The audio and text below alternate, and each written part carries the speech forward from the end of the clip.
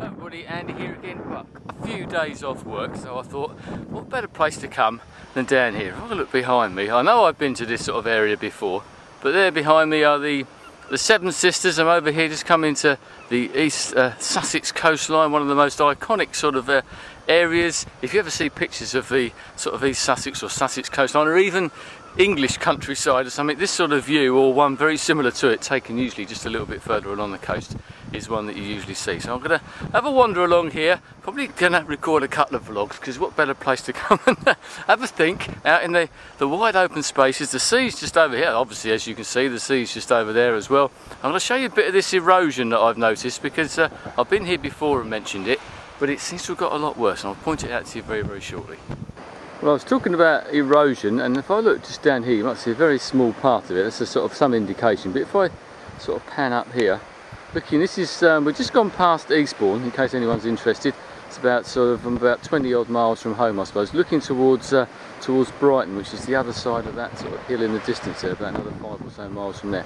But if I sort of pan in a bit here, I can come in, you might be able to see just up there, well, there's a big hole appearing, a big sort of gap appearing in the side of the cliff there, and that's got worse since I was last here a few months ago. And if you look down here, you can actually see where the sea itself is actually sort of battering it, and where bits of it have already fallen off. And this happens quite a lot here. We lose sort of inches of feet, foot a year, or something more than that in places along here. Well, this is part of that cliff again. As you can see, the sort of gap that there is, I'm a bit out of breath. There's a steep climb, you know, around here. This is chalk, as you can see. Chalk sort of made up of sort of billions and trillions of little sea creatures which lived 300 odd million years ago or something like that, I believe. And these whole chalk downs here are obviously being eroded all the time, because chalk by its nature is a pretty sort of porous rock. And what happens is, obviously in the summer it gets hot, it expands, and then in the winter it contracts as well. You get rain gets into the cracks like here, and they just gradually get worse and worse, and before you know it, this whole lot will just fall into the sea. We've had several chalk falls along here, and I just showed you that little bit that's down at the bottom of this particular part here. Well, there you are, that's a bit of chalk. I just found some sort of sitting around. It's just obviously it's not far under the surface, as you've probably already seen. Great if you've got a chalkboard at home. Let's take this home. I used to use this in schools years ago. But anyway, that's the view up towards what is called the Beltoot Lighthouse, which isn't far away. Eastbourne's in that direction. Beachy Head, which you may have heard of, is just along the coast there, a couple of miles away. And that's Burling Gap, just down in that little gap down there. And I've probably shown you that before, with the cottages that are falling into the sea. And this is that sort of cleft in the rock I showed you just a minute ago. And you might be able to see just how deep it is, especially if I come along here. And this has certainly got a lot worse since I was last here. Whether you can get any sort of impression of how deep that goes down, because obviously this cliff is sort of 200-300 feet high or something like that, maybe a bit more than that, and it's just gradually carving itself away, a bit like an iceberg, I suppose. Quite worrying, and obviously with rising sort of sea levels, rising sea temperatures and all that sort of thing, this is only going to get worse. Just wanted to show you this monument here. We're actually, this part of the Seven Sisters is actually a National Trust part, and as it says here, if I read this sort of monument, it says Mickelding, I think that's how you pronounce it, was bequeathed to the National Trust by W.A. Robertson in memory of his brothers Norman Cairns Robertson, Captain, 2nd Battalion of the Hampshire Regiment, who died on the 20th of June 1917 at Hanover in Germany, and of Lawrence Grant Robertson, 2nd Lieutenant, 2nd Battalion, the King's Own Scottish Borderers, who was killed in action in France during the Battle of the Somme in or near Delville Wood, very famous place that is, 30th of July 1916. I imagine that was in this big Somme offensive. And if you look down here, this being, I think it's the 13th of November, there's even a little poppy down there. Even here, in the middle of nowhere really, we will remember them.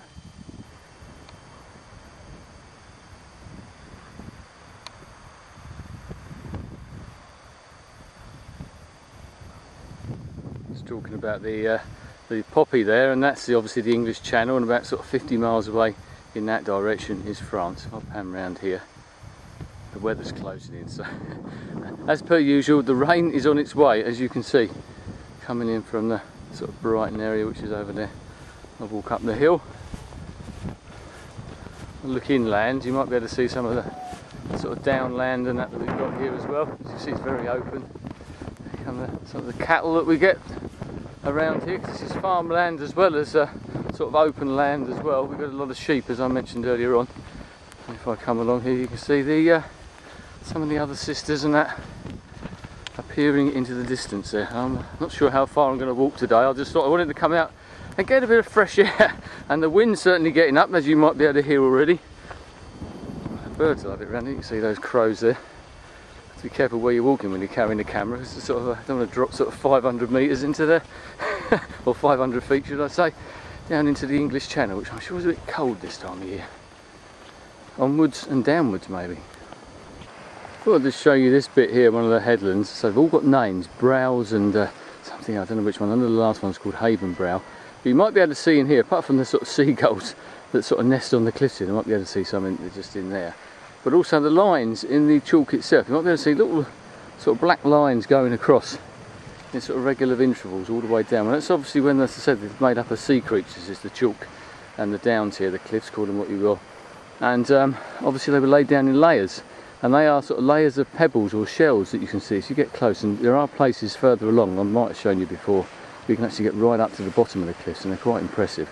And you can actually see those sort of lines of sort of pebbles or shells right in there, which obviously indicate sort of fairly regular the laying down process, I suppose, when this was probably like a tropical sea in a millennia ago. Another view of the English Channel. I don't know if you can see the some quite big boats out there in the distance in the sort of shipping lanes, and that's about sort of 14-15 miles away from here. If I pan in, obviously it looks quite good with the sun there, doesn't it? So quite atmospheric. And the sort of English Channel is famously sort of just about the busiest shipping lane in the world. And if you actually see a sort of like a computerized graphic of all the boats and the boat movements and ship movements that take place along here during the day, it's absolutely amazing the amount of ship movements that we have. I've actually been out there once when I went fishing years ago, right out into the sea lanes that far out, and they are pretty impressive, some of those boats. It's quite eerie, doesn't it? Rain is on its way. Well, I'm walking up the hill. I don't know if I turn around you might be able to see. This is the last hill that I'm going to go up. Let's see, it's fairly steep, but just makes you realise, as I said before, I don't think you can see, but it's getting a bit dark. The clouds are closing in.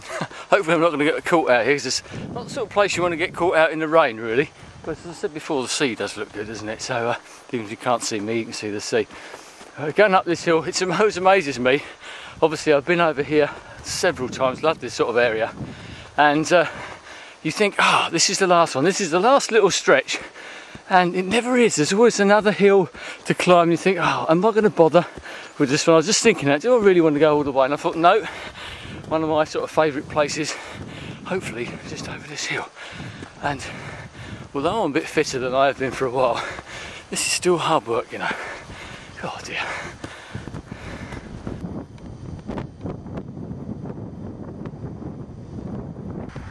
Well, here I am, hope you can see me because the wind's getting up, right on the top of the seventh sister, or the first, depends which way you're walking I suppose. This one's actually called Haven Brow, and down there in front of me is Cuckmere Haven, which I will have shown you before at some time, I'm sure, but it's actually quite flooded at the moment. We've had a lot of rain here, but actually it's not as bad as I thought it would be. It's like a sort of a natural floodplain, obviously the river comes down there. But if I sort of pan back here, you might be able to see those little cottages in the foreground there. That's a place called Seaford Head there. And those cottages, as I mentioned before about the sort of those standard pictures you get of the British countryside or the seaside, the coastline, and you see a picture of the Seven Sisters, pictures are usually taken from just the other side of those little cottages there. Very, very picturesque it is, but it's not that easy to get there from here, I'm afraid. Story I wanted to relay actually, because as I said, that's Seaford Head, just the other side of that, and you might be able to see in the distance if I come around here some of the houses. Just the other side of that is a place called New Haven, and that's like a ferry port. It was obviously a big port, but in the Second World War, we're talking about wars earlier in the First World War, in the Second World War, that was obviously a major target for the Germans, this being on the south coast, imminent invasion possible at any sort of time. And what they did here at Cuckmere Haven, which is literally just over the other side of the hill from New Haven in a distance, they actually made a replica, or made this look as though this whole area here, made it look as though it was New Haven. And the sort of the valley that you've got there, because as the River Ouse comes out into New Haven, And they actually fooled the Germans into thinking that this was New Haven, sort of, but obviously put some bits and pieces up here to make it look like, put the lights up to make it look as though it was New Haven. Quite an interesting little story that was told to me a few years ago, and very true. Well, I'm on my way back now, just still at the top of Haven Brow. Just going to walk all the way back. It's getting quite cold now though, as you can see that it was lovely. This first thing this morning, it was quite chilly, and it was actually bright blue sky, and I thought, what a great day to come to a place like this. It's nice at any time of the year. I'll be happy here in the rain, to be perfectly honest. But when it's nice and crisp and bright, this is an absolutely spectacular place, as I may have showed you before. So I'm going to head back to my hands are getting cold. But at least the sun's in the right direction now. Anyway, I'll speak to you again soon. Goodbye.